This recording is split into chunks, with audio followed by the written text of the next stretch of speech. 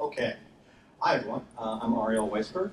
I have been working on Accord for maybe three-ish plus years now. My big focus has been on how to implement the long tail of functionality of Cassandra's query language and query functionality, reading and writing on Accord, as well as sort of how to enable Accord and live migrate to it without downtime.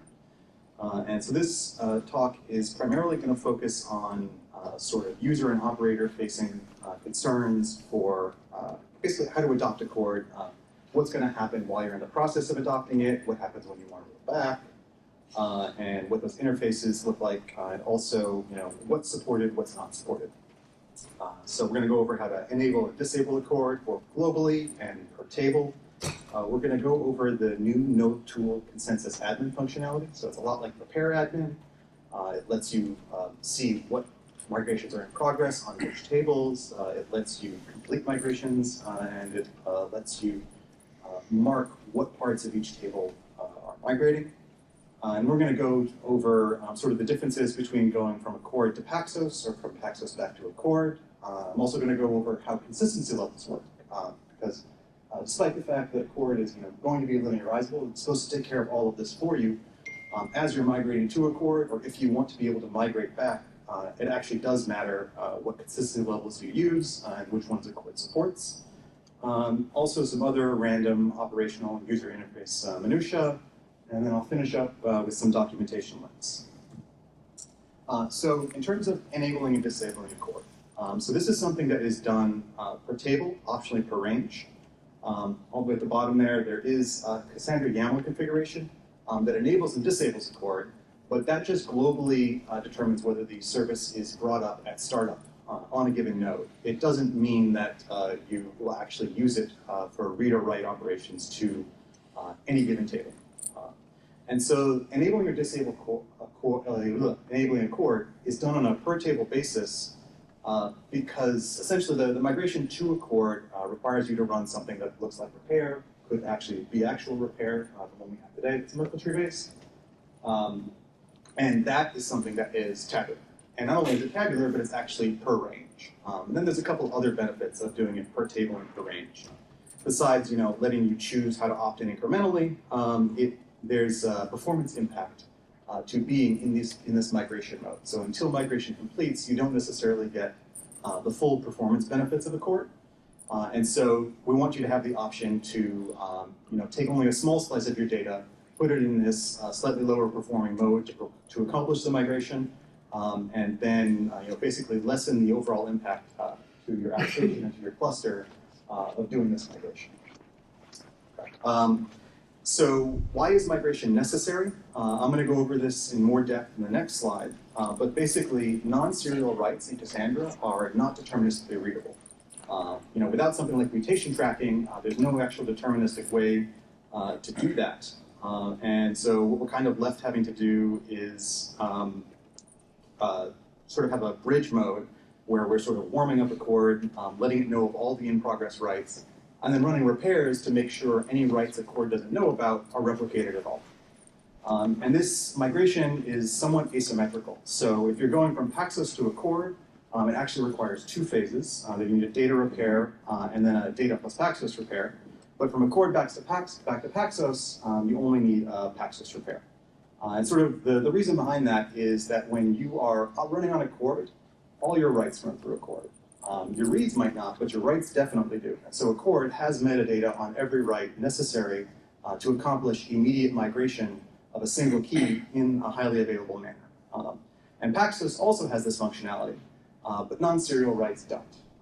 And I'm going to get into that right now. One of the key differences between Paxos and Accord is how consensus is done. Accord does consensus on a superset of the dependencies, a transaction timestamp, and a definition of the transaction. And so when you've completed consensus, you don't actually know what values you're going to write to the database. You have to then go and run or execute that transaction to compute the values that are going to be the side effects, the writes. And so Accord might do this at a recovery coordinator. And so you have your original coordinator you send your request to, it stalls for whatever reason, a recovery coordinator comes along later and actually runs the transaction and repeats those reads. And so you have that data source up there at the top. That's an eventually consistent write for Cassandra. If that write is only persisted at a minority, one coordinator might see that and one might not, and then they would compute different results for the transaction and try and persist them. And that could actually result in some replicas persisting one version of the outcome of the transaction, and some replicas persisting a different version.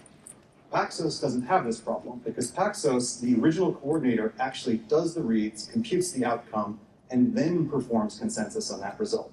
So you can just go to the consensus metadata, not re-execute the transaction, and know what the outcome was of that transaction. So, bit of a topic shift, getting back into how to configure and enable a chord. So the table parameters has two new parameters. And if you don't know table parameters, it's like a create table, blah, with, and then a list of options. So here we have one example, right? Alter table foo with transactional mode full. So we're trying to take that table from whatever transactional mode it currently has and set a chord to run in full mode. So transactional mode has three supported modes right now. There's off, which is the default, and that's just Paxos. There is mixed reads, which allows you to route all your writes through a chord, except for your non-serial writes. Those non-serial reads, those still have to go through a chord because they're linearizable. They need to go through a transaction system. But your eventually consistent reads can bypass a chord. So if you have one of the more unusual use cases, like you write at all, but you read at one, then you can continue to preserve that very high level of efficiency and leanness. And then there's full mode. And full mode means all your reads and writes, serial, non-serial, whether your writes go through the batch log or hints or anything like that, they all end up going through a chord. And so when you do mixed reads mode, one of the implications of that is that we're going to, on a chord, continue to do synchronous commit.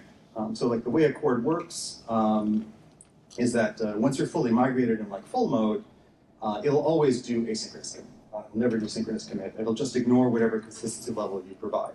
But in mixed reads, it will actually honor that, and so it'll take 2 WAN round trips in order to complete executing the transaction. And there's some other important configuration options. So I mentioned that you can migrate either all or part of a table. And so chord range migration can be either auto or explicit. And so when you do the alter table, if you have it set to auto, it'll automatically mark the entire table, the entire range as migrating. And so that means all your writes for the entire range will be routed through a chord, and you'll enter the first phase of that migration. And I'm going to talk more about phases later. Explicit is something where you have more fine-grained control. So if you want to migrate small amounts of that table up to like a single token at a time, you could do that. And then one of the other useful configuration options is the default transactional mode. So default transactional mode works with create table. So if you set default transactional mode, normally it'll be off, which is Paxos, which is the legacy behavior. But if you are, want to make sure that you're all in on a chord, all your clusters or these clusters already run everything on a chord, and you don't want someone to accidentally create a table with the wrong transactional mode, thus necessitating a migration, you can set default transactional mode so that all the tables that are created automatically get created with whatever transactional mode you specify. So I want to talk about, do a brief overview of, in a given transactional mode, after migration is completed, how do my reads or writes execute? So in off, should be pretty familiar. Your serial reads and writes run on Paxos, and your eventually consistent reads and writes are execute, with eventual consistency. If you're in mixed mode, your serial reads and writes run on a chord. Your eventually consistent reads are allowed to continue executing on the eventually consistent plumbing, and your writes go through a chord. And then in full, everything runs on a chord. So, except for mixed reads, it's pretty straightforward. So there's an additional table parameter, and this is one you should normally not have to be concerned with. But in terms of knowing what's going on, it can help. So it's called transactional migration from, and it tells the database, when someone does an alter table, what transactional mode were they on before the migration started? Because depending on what that is, that determines the nature of the migration and what needs to be done. This is something that's updated automatically. You should really never need to update this yourself, but you could read it if you wanted to know, what does Cassandra think this table is doing? Another way to get access to this information would be through the consensus admin, although it will display a slightly parallel set of this information. And so the values here are none, which is no migration in progress. So while this is set to none, the transactional mode could be any of the three supported options. Off means you're migrating from Paxos to Accord. Mixed reads means you're migrating from Accord to Paxos. And full means you're also migrating from Accord to Paxos. It's just that the transactional mode you're coming from was full, not mixed. So this can be set explicitly. This is something that is alterable, but when you do that, you are skipping all the repairs and barriers necessary to safely accomplish this migration. So it's really just there in a case where you feel like there is no better option for what you're trying to do. So I'm going to just go over the node tool consensus admin commands. So there's a list command, which lists what tables are currently in progress of migrating. And really the only parameters here are the key space, the tables, and then a format parameter, which you can use to get the output in whatever format you want, whether it's JSON, YAML, or minified versions of those. So this is the output of node tool consensus admin list. This is actually metadata that's stored in transactional cluster metadata. It's sort of that data structure just sort of being turned into either a JSON or a YAML sort of object representation. A lot of these fields aren't really meant to necessarily be so human readable. But like the key ones are like the target protocol. So this tells you that the migration is trying to migrate to Accord. And migrated ranges tells you, well, the database thinks that these ranges have already completed migration, and so operations on those ranges should operate in whatever the target transactional mode is. Migrating ranges by epoch is something that sort of internally has to be tracked to make sure that your repairs actually satisfy the migration of that range. That repair has to occur in that epoch or later. And so normally you shouldn't have to be too concerned about that. Repair pending ranges is specifically for migration to Accord. And so it's a two-phase migration. I will go into that and explain it soon. Ranges that are present here are in the first phase, which means, and it basically just means the repair pending range, Accord can't read that data because the non-serial writes to that range are not replicated at all. And then an Accord doesn't have that data for those writes because they were routed through Accord. So there's a begin migration option. So this is what you use to mark table range as migrating. And you would only do this after altering the transactional mode. And so the migration would begin, but if you set Accord default transactional mode to explicit, then you would have to come back later and do begin migration to mark these ranges. Its arguments are pretty simple. It's key space, tables, and then a start token and an end token. And then we get to consensus admin finish migration. So I mentioned that there are different types of repairs necessary for different migration directions, phases. And finish migration is basically a wrapper to try and make this simple. And so it runs all the repairs necessary to complete a migration for the ranges you specify. So if you're migrating from Paxos, Accord to Paxos, it's simpler. It just needs an Accord barrier, which is an Accord repair. And that is a lighter weight operation. There's no reason to run a bunch of full data repair or Merkle trees. So you can basically use finish migration to automatically have that selected for you.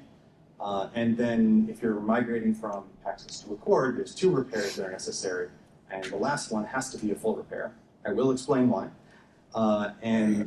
This will automatically select the correct set of repairs. And I'm going to get more into this, your existing repairs will work.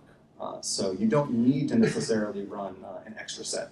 If you're continuously running repair, those will eventually catch up and complete the migration. So I'm just going to walk through an example of migrating to Accord. So you have to start with the alter table, picking a transactional node. I'm going to start with full. Optionally, you need to call node tool begin migration, and that's going to depend on whether you set the range migration to explicit or auto.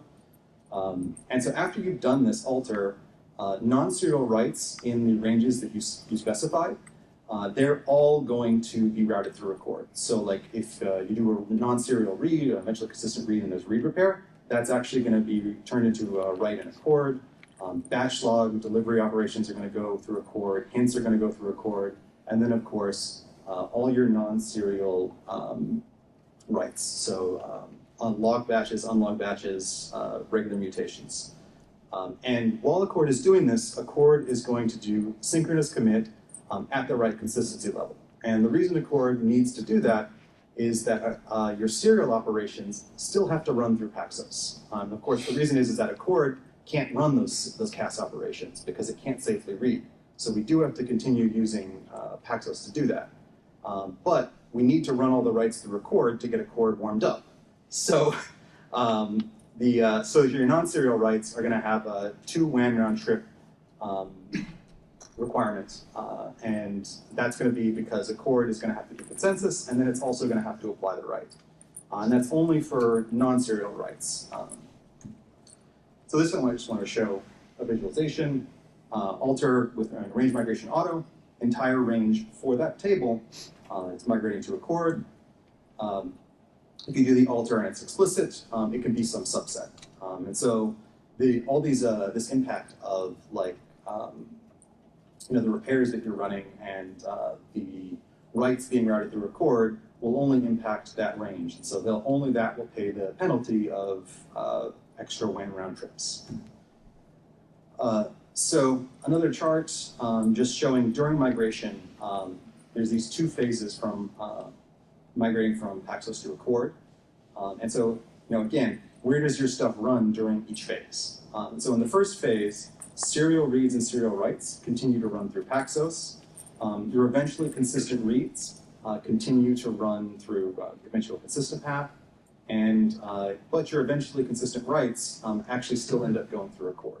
And again, that's to facilitate this overlap where chord is aware of all the in-flight writes, and then the repair that runs makes it aware of all the writes that preceded everything being routed through a chord. So that's phase 1. And the purpose of phase 1 is basically to resolve the fact that a chord can't read those eventually consistent writes. In phase 2, the transition has everything running on a chord. So serial reads, serial writes, reads, writes, everything. This is, again, in full. In mixed, it would be slightly different. And so then we kind of get into also, so the read consistent level and write consistent level. Like, when is it honored? When is it ignored? So like in phase 1, a chord's not reading, so it's not really applicable. In phase 2, a chord has to honor the read consistent level. And the reason is that in phase 2, while a chord is executing the transactions, it's reading the commits from Paxos. And Paxos is going to be committing at quorum, not all. So a chord can't do what it really wants to do, which is just read from one replica. But once it's fully migrated, a chord can just go ahead and ignore that read consistency level. Again, that's in full.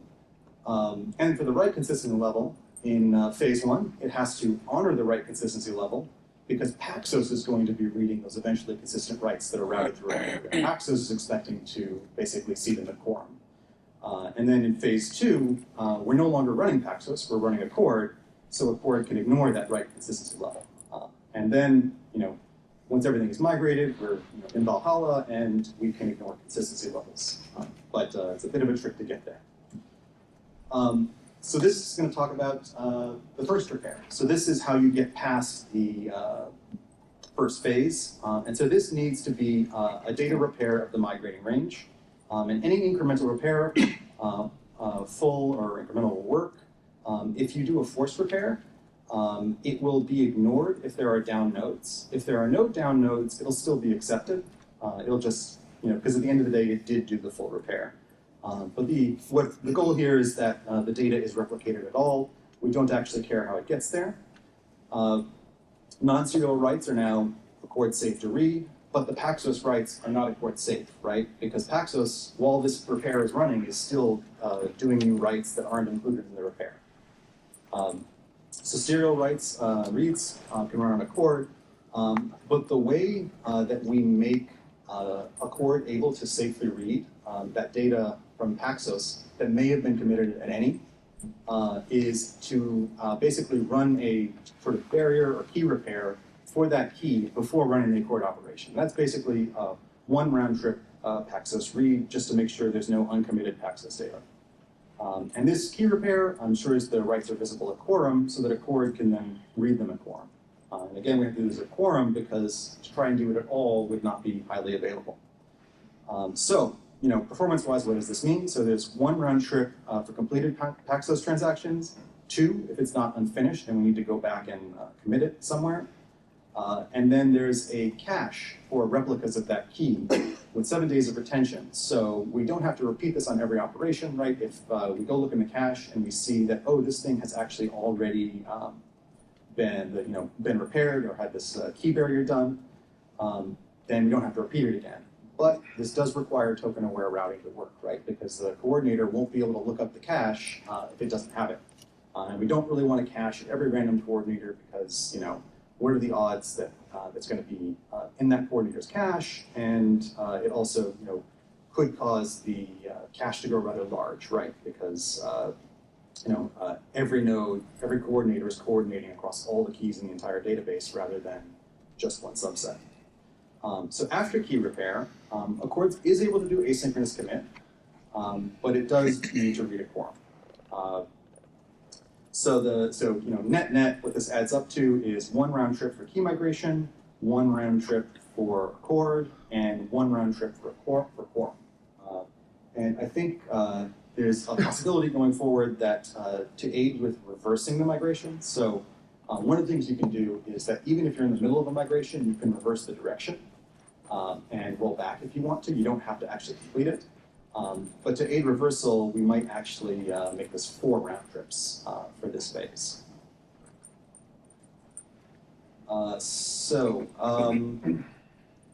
Migration to Accord, the second repair. Actually, I think it's not this phase, it's the second phase where we would need to add another round trip. Okay, so this is the second phase. So we've done a data repair already. Accord is running all the transactions, reads, writes, everything in full. And it's just doing the key barriers for Paxos before running. So now we need to get that Paxos data replicated at all. So unfortunately, this means you need a full data repair plus a Paxos repair in order to replicate this data at all. And the reason is that the way incremental repair works is that it snapshots all the SS tables at all the nodes that are involved, and then it runs the Paxos repair. And so all the data that's replicated by Paxos at that point isn't actually included in the incremental repair. And so at that point, what happens is your Paxos repair actually replicates the data at quorum. And so this migration will be complete after both of these repairs complete. And normally you would do these at one time, right? So you can do a single repair that is a full data repair plus a Paxos repair in one round. And at that point, you can enjoy strict serializable multi-key transactions with 1 WAN round trip. Okay, so migration to Paxos. This part's going to be a lot shorter. It's fortunately a lot simpler. Because we have no eventually consistent writes, and Accord has metadata on all writes that are in flight, Accord can very easily, tell you if a given key has had its writes replicated at quorum already. That's just metadata that Accord kind of naturally maintains as part of its replication process. So you alter the table with the transaction mode you want off, which is Paxos. You do node to begin migration, depending on what you set range migration to auto or explicit. And so at this point, only non-serial writes will occur on Accord. And there will be a key migration before operations. And this key migration is basically the analog of Paxos barrier, where you just tell Accord, hey, I want to know that all the operations and transactions for this key have committed a quorum. And Accord can do that. And it is faster with token-aware routing because Accord only maintains this metadata locally at each replica rather than at non-replicas. So if you complete an Accord repair, and this should generally be pretty fast. So like a Accord repair isn't actually triggering additional work. It's actually just registering a listener waiting to see, like, hey, has this range been made durable yet as of this time? Because Accord's constantly doing that in the background. And then once you're done, nothing runs on Accord. So I want to go into supported consistency levels. So Accord has to support the consistency levels that you're going to use during migration. It'll ignore these once they're full, once you've completed migration, especially like with full, where even the read consistency level doesn't matter. But Accord doesn't support every single consistency level. For read, for example, we support one, form, serial, and all, and those are actually implemented as you would expect. For write, Accord supports any one, form, serial, and all, but one is silently upgraded to form. Rather than giving you an error, we do it, but it doesn't have the exact same performance profile. And then any in Accord works the exact same as with Paxos. It just means asynchronous commit. And so the way Accord currently works, even after you've completed migration, you're still required to provide a supported consistency level. And the reason for that is that if you want to migrate back, you kind of want to know that your application is still compatible, right? And that no one changed some piece of code, provided a consistent level that doesn't work, and then you don't find out until you go to migrate back. I think at some point we'll add an option to toggle this so you can choose whether you want to do this enforcement or not, just to make things easier for people who have no intention of migrating back. So let's talk about non-serial consistency. So, what are the improvements you're going to see for non-serial operations? So you will get linearizability after migration to full. So even if you don't specify serial, your operations will still be linearizable, but there are a lot of operations, or a couple of different cases, that won't be linearizable. Most of these are not linearizable today, even with Paxos, so it's not a regression. So paging, for example, has never had, you can page at serial. Yes, you can page at serial, but each of them is going to be a separate Paxos transaction every time it goes through a page, because paging is client-side. Partition range reads are also not linearizable, and they aren't linearizable today. You can't do a partition range read at serial. Using timestamp is sort of not linearizable, just kind of by definition, right? Like you are replacing the transaction timestamp with your own, and the behavior of that is application defined. The application of those transactions will be in a linearizable order, but like the reading and the logical Cassandra data model will not behave that way.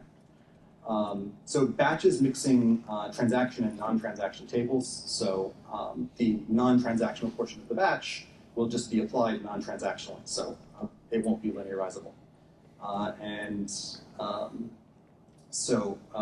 Pre-existing batch log entries and pre-existing hints, they'll be recovered and they'll be applied using Accord, but they won't use the transaction timestamp. That's a data resurrection issue, right? Like if you have a batch that is a month old, you don't want to give it a new timestamp when someone has already deleted that data that could resurrect it. So we always deliver hints and batch log entries with their original timestamp from when the hint or batch log entry was written. And I guess for clarity, I should say that with Accord, like you don't use the batch log. So like if all the tables involved in a batch are in Accord, we don't use the batch log. We just write to Accord, which is effectively a batch log of its own. If it's mixed, we do write to the batch log. And in the mixed case, for example, we won't use the forward-generated timestamp. So mixing in general is not going to give you linearizability because we can't provide it. And then if we try to use the Accord timestamps and the eventually consistent timestamps, you end up with your write operation having more than one timestamp, and that breaks idempotency and several other things. Partition range reads. When you are migrating from a cord to Paxos, there is no barrier before each read. And this is, in some ways, it's not a regression because, well, there's no partition range reads at serial either. But acknowledged writes from Paxos are at some commit CL. But when you go to do partition range reads from a cord during this migration, the writes from a cord are going to be persisted at any, unless you were in the mixed reads transactional mode. Sort of the reason we haven't added those range barriers, would be pretty trivial to add, but it's in the read path, and partition range reads are already kind of performance sensitive and tending to time out. And you'd have to do potentially a lot of these barriers, right? Because you have to go around the entire ring until you find the data you're looking for in like a needle in a haystack range read, for example. Basically, we did not add those for the moment. So I mentioned earlier operations spanning accord and non-accord data. So some examples are batches, hints, partition range reads, basically all these cases where like mutations can span multiple tables, some of which be accord or non-accord, also the ranges. So what happens there is those operations are split into their accord and non-accord components for execution, and then the results merged. So I talked about using timestamp earlier, so I've really gone over most of this content. The application is linearizable, but the result logically may not be. Batches allow a mix of using timestamp and not using timestamp, so you can have one using timestamp for the entire batch, or you can actually have some insert statements in there have it and some not have it.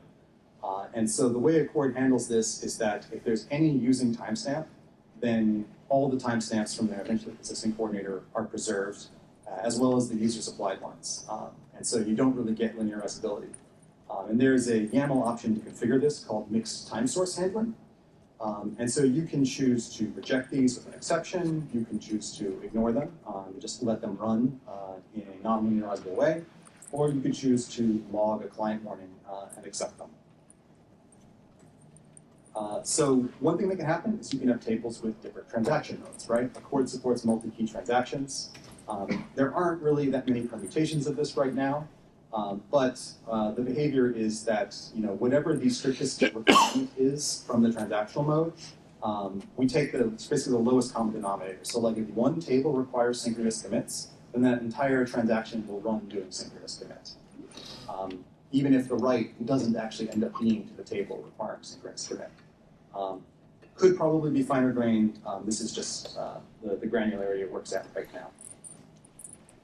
So here are some documentation links. So the first one is, I believe, by Alex, and it's a lot of the contents of his previous presentation, but it really goes into the very nitty-gritty of how Accord works and the consensus. There's SQL on Accord, which is really going to be basically what my next talk is focused on, and that is about basically how do you take the primitives Accord provides and translate that to our query language and the different query interfaces, right? Batches, log batches, paging, etc. And then there's onboarding to Accord. That's basically what this talk is about. And so most of this content is actually from this document. Okay, any questions?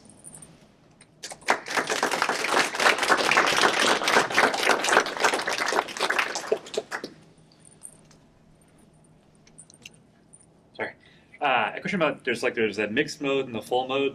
When would you desire to use mixed mode over the full mode, I guess? So mixed mode is for when you do eventually consistent reads and you want to, I think that in a lot of cases Accord will, if you're just doing a lot of reads, will probably have decent performance. Like if you have a very read-heavy workload and you want to read at like 1, you might actually still be fine with Accord, but if you're not, if you're really like reading at local 1, it'd be great for that use case. Because you can have Accord, for performance basically, is because then you can not only can you read at 1, but you can bypass the transaction system. Cool. And so you're not paying that metadata cost. Cool. So if you like turn full mode on, you just can't do that. So you can avoid like possibly having like inconsistent reads altogether, right? So Yeah, if you turn full mode on, you will get one WAN round trip reads. But local 1 is 0 WAN round trip reads. gotcha. Right. So it's or a local quorum, for instance, but a core doesn't support writing at each quorum yet. So there's no real good matchup there. But like if you write at all and read at 1, that'll work really well. Yeah, as an operator, that sounds great at the table level option. So like if a customer is reporting something weird, you can just look at the table, and if it's configured in mixed mode, you can kind of immediately speculate that maybe they're doing things wrong. Yep. Alex? And the slide that you were showing with the output of it was a node tool that shows the migration process. White on like this is node tool, right? Yeah. Okay. Do you think it would be useful to have the same information in form of a virtual table, or do you think it's best to have it via admin? Because especially if it's read thing, it's just that I'm trying to think about ways to unify the observability for a cord, and it could be also very good to incorporate it into the rest of the visual tooling. And do you think it could be something? Yeah, definitely. It should. Okay. I think maybe we should be more formal about this, but directionally, we should figure out what is the scope of what should be in a virtual table, because if it should be a virtual table, that's like part of the requirements of committing something right is that it fits into our operational model that we're headed towards. So I think it should. Caleb, do you happen to remember if there is a table for this? I think you may have made one. I think there is. I think migration state is in a virtual table somewhere. Then perfect. Yeah. I'll check. Yeah. It was one of the first few that I did like a year ago. I think there is one that has migration state. Okay, great. Thank you. Thanks for doing this. This was very useful. I'm wondering, like, let's say I'm a customer who's like running a cluster and it's not huge, and I'm not a database. Like I know how to operate the cluster, but I'm not like a distributed systems expert. Yeah. What's the path for migration for me? Could I just like go from 5.0 to 6.0 like I do usually, or do I have to learn the tools, run those? Like what would be the recommended path for like non-expert users? I think one of the recommendations is always read the release notes, because that will tell you what you need to know. Like stuff you absolutely need to know about the next release. That's where that is supposed to go. I think that like a chord's off by default, and this is all these things are off by default. So to just do the upgrade, you don't need to know anything. It's really when you come to adopt it that you need to go to the documentation, right? And learn about the process. So like 6.0 a chord will be off by default, and then I can turn it on. Yeah. That's kind of I think our philosophy is try and make things opt-in as possible, as much as possible. The only wrinkle is that TCM is a harder migration path, and it does require a little bit of operator knowledge. And Accord is predicated on TCM, a transactional cluster metadata. So that might be the only thing that you cannot turn off. Yeah. I'm not too familiar with the TCM upgrade process, so I don't know. I'm sorry for prefixing it. Well, I'm sure the release notes tell you how to adopt it correctly, right? Yes. Exactly. Okay. Paul? Why would you migrate from a card back to Axos? Just if something goes wrong? You have encountered a correctness bug. You are unhappy with performance. I think you've decided that you need consistency levels that aren't supported. I think those would be the main reasons, because in terms of like query functionality, everything is still supported. So you're not going to be doing it because you lost access to those things. I mean, except for the consistency levels, right? And if you were using at the moment, right, a primary-secondary arrangement, Accord's going to be not really the right fit, because there's not really a primary-secondary strategy for Accord to do reads. It only does its metadata operations in form.